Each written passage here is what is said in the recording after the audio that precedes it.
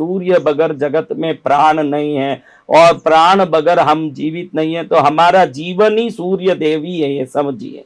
तो ऐसे जीवनदायक सूर्य देव की एक कथा आज हम सुनने जा रहे हैं। मैंने बताया कि कच्छ के राजाओं में राव देसल की श्रद्धा अत्यंत, भगवत भक्ति अत्यंत लोक विश्रुत है। ऐसे राव देसल की कथा में एक दिन कच्छ की राजधानी भुज, आपने कच्छ भुज का नाम सुना होगा जो गुजरात में है, ये कच्छ के राजधानी भुज के सभा में एक फरियाद आया, बहुत विचित्र टाइप का फरियाद। ऐसा था कि एक साहूकार ने एक पटेल पर दावा दायर कर दिया।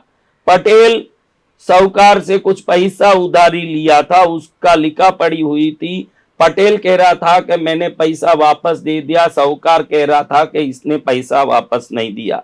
उस दस्तावेज में लिखा था कोड़ी, कोड़ी यानी आप आजकल बोलते हो ना कोड़ी का भी लायक का नहीं है, कोड़ी पैसे का भी लायक नहीं, वो कोड़ी उस जमाने की कोड़ी, वो लिखा है कि स्थानीय राज मुद्रा, उस जमाने के राज मुद्रा को कोड़ी कहते थे। आज भी हम कहते हैं कि एक कोड़ी का लायक का नहीं है तू, तो एक कोड़ी उस जमाने का राज मुद्रा था, पैसा था।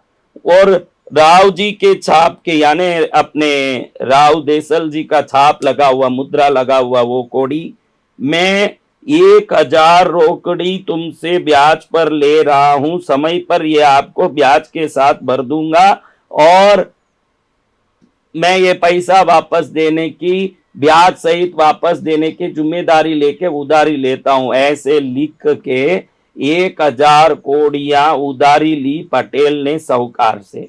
उसके नीचे लिखा है साक्ष श्री सूरज की, यानी साक्षी श्री सूर्य देव की। आप ध्यान रखना, पुराने जमाने में विवाह सब अग्नि की साक्षी से होती थी।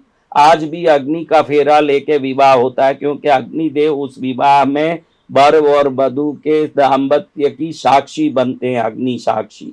लेकिन इन सभी किसी भी प्रकार की उधारी लेना, जमीन का बंटवारा, कोई घर का बंटवारा, कोई धन का बंटवारा होता तो 4 पंचों को रख के साथ में उसमें लिखा जाता साक्षी श्री सूर्य देव की, क्योंकि सूर्य देव आकाश में प्रत्यक्ष घूम रहे हैं, तो उनकी साक्षी से लोग दस्तक करते थे, हस्ताक्षर करते थे और माना जाता था कि इसको कोई टालेगा नहीं, क्योंकि सूर्य देव साक्षात प्रत्यक्ष देवता है। इस प्रकार से अब इस दस्तावेज में भी लिखा है साक्षी श्री सूर्य देव की। अब साहूकार बोल रहा है कि इन लोगों ने, इस पटेल ने पैसा वापस नहीं दिया, और पटेल बोल रहा है कि मैं तो पैसा वापस दे दिया। इस प्रकार की बातें हो रही थी। लेकिन अब कागज तो साहूकार के पास वैसे के वैसे हैं, उसमें वापस दिया हुआ कुछ लेख भी नहीं, कोई उल्लेख नहीं। किसान का लिख के दिया हुआ तो है कि मैंने उधारी लिया, उधारी वापस कर देने का कोई भी दस्तावेज किसान के पास नहीं है, तो उस प्रमाण से सिद्ध होता है कि साहूकार ही सच्चा है। लेकिन किसान की दिल की बातें, उसके चेहरे के भाव भंगिमा और उसके भाव को देखते हुए दिख रहा है कि पटेल ने पैसा वापस दे दिया, क्योंकि उसके आंख में पानी भी आ रही है ना, मन में सच्चाई भी झलक रही है। क्योंकि सच्चे झूठे आदमी को तो देखते ही कोई भी पहचान सकता है, और ज्यादा अगर बुद्धिमान हो तो जरूर पहचान ही लेगा। सबको मालूम तो पड़ रहा है कि किसान की तरफ सच्चाई हो सकती है, लेकिन उसने पैसा लौटाया, इसका उसके पास कोई प्रमाण तो है नहीं ना। साहूकार के पास पैसा दिया ये प्रमाण तो है। अब सब लोगों को क्या करें ये समझ नहीं पड़ा। इस प्रकार के हालत में जब भुज में राजगद्दी पर राव देसल जी विराजमान थे, मध्याह्न का प्रखर समय था, सूर्य जैसे भुज के उस क्षेत्र में अंगार की तरह बरस रहे, क्योंकि भुज के पास रेगिस्तान भी है और भुज के पास अग्नि की ज्वाला बरसा रहे हैं, और भुज के पहाड़ों को प्रचंड उत्तप्त ताप से तपाकर पूर्ण गर्मी भुज नगरी पर फेंक रहे थे। ऐसे गर्मी में कच्छ के राव जी की आंखें जरा सी भी ऐसे एकदम बाहर गई, इतने में बाहर से करुणा क्रंदन सुनाई पड़ा, महाराज मेरी रक्षा करो, रक्षा करो, मैं गरीब मनुष्य बिना अपराध के मारा जा रहा हूं। रोते रोते कोई आते आवाज सुनाई दिया, तो किसान की करुणा चीख सुनकर राव जी की आंखें अचानक बाहर की तरफ गई और इतने बड़े कच्छ के मालिक राजा नंगे पैर दौड़कर बाहर आए, देखते हैं कि भाई बाहर कौन खड़े। यही राजा थे उस जमाने में, दुखियों के दुख सुनने के लिए खुद को परेशानी में डाल के भी न्याय उचित जवाब देना अपना फर्ज मानते थे। ये वो जमाना है। तब राजा धूप में बाहर आते देख करके बाहर राजा आवाज कर रहे हैं, कौन है भाई, कौन है? तो बाहर से किसान राजा को तपते गर्मी में नंगे पैर आते देख के हाथ जोड़ के आंख में पानी डबडबाते हुए प्रणाम करके बोला, चिरंजीव हो राजी, मैं 1000 कौड़ी के लिए आंसू नहीं बहाता हूं। मेरे सिर पर झूठ बोलने का कलंक आता है, वह मुझसे सहा नहीं जाता। धर्मावतार, मुझे सच्चा एवं उचित न्याय चाहिए। गरीब नवाज ऐसे रो रो के उस किसान ने बहुत रो करके, पटेल ने बहुत रो करके अपनी राम कहानी कच्छ के अधिपति देसल जी राव बाबा के चरणों में निवेदित की। महाराव ने सभी कागजात बुझ की अदालत से अपने पास मंगवाए, उसके एक एक अक्षर को ध्यान पूर्वक पढ़ा। किसान की सच्चाई कागजों में तो कहीं दिख नहीं पड़ी, लेकिन उसके नेत्रों में निर्दोषता झांक रही थी, उसके आंखों में निर्दोषता झलक रही थी। लेकिन न्याय करने में आंख काम नहीं आती, साक्षी की जरूरत है। तो कागज को देखकर कच्छ के अधिपति ने निराशापूर्ण निश्वास लेते हुए कहा, क्या करूं भाई, तूने कौड़ियां भर तो दी है, पर इसका कोई प्रमाण इन कागजों में उपलब्ध नहीं हो पा रहा है। तो पटेल ने कहा, प्रमाण तो है अन्नदाता, मैंने अपने हाथ से ही इन दस्तावेज पर काली स्याही से चारों जगह, चार ऊपर चार ही कोने में चौकड़ी लगा दी है। चौकड़ी आने हम लोग इंटू लगाते हैं ना, ऐसे इसको पुरानी भाषा में चौकड़ी कही जाती है। चौकड़ी आने ए इंटू ऐसे, ऐसे इंटू, इसको चौकड़ी कहते हैं। ऐसे चौकड़ी कर देना, यानी अब ये दस्तावेज खारिज हो गई, ये दस्तावेज समाप्त हो गई, उसका अर्थ ये है दस्तावेज। देखिए ये है दस्तावेज। अब ये दस्तावेज है, तो इस दस्तावेज के चारों तरफ किसान ने चौकड़ी भर दी थी। अब राजा देखता है कि तूने चौकड़ी किससे भरी, ये दस्तावेज लिखा हुआ चारों तरफ चौकड़ी भर दी, यानी अब ये दस्तावेज खत्म हो गई, पैसे वापस मिल गए। अब राजा घूर घूर कर वो दस्तावेज देखे, कहीं ये चौकड़ी दिख नहीं पा रही है, कहीं समझ नहीं आ रहा। पूछ रहे हैं उस पटेल के गरीब किसान को, तूने चौकड़ी भरी है निश्चित है? वो बोले, राजा मैंने तो चौकड़ी भरी थी, लेकिन अब इस कागज में चौकड़ी दिखती नहीं है। बिल्कुल ये कागज सफेद सूत्र लिखे हुए, मेरे अक्षर उधारी ली हुई, मेरी बातें लिखी हुई, ये चौकड़ी कहीं नहीं दिख रही है। यही दस्तावेज है जिस पर मैंने चौकड़ी भरी। अचानक राजा को एक शब्द दिख गया, साक्षी श्री सूर्यदेव की।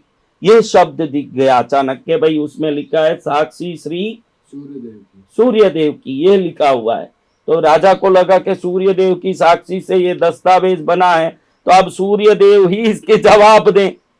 कौन जवाब दें?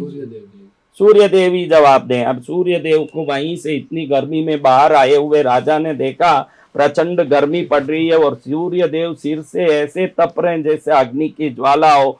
तो 1 मिनट सूर्यदेव को प्रणाम किया और सूर्यदेव को नमन करके राजा देसल ने निवेदन किया कि सूर्यदेव, आप ही इस दस्तावेज के साक्षी हो। हम लोग तो इसका कोई निर्णय नहीं कर पा रहे हैं, लेकिन ये किसान पटेल गरीब बिल्कुल निरपराधी दिख रहा है, निर्दोष दिख रहा है, और साहूकार को वापस पैसा दे दिया, ये उसके शब्दों से, उसके भाव भंगिमा से दिख रहा। लेकिन बगैर कोई साक्षी हम कैसे इस बात का फैसला करें, इसलिए सूर्यदेव आप ही इसकी साक्षी दें।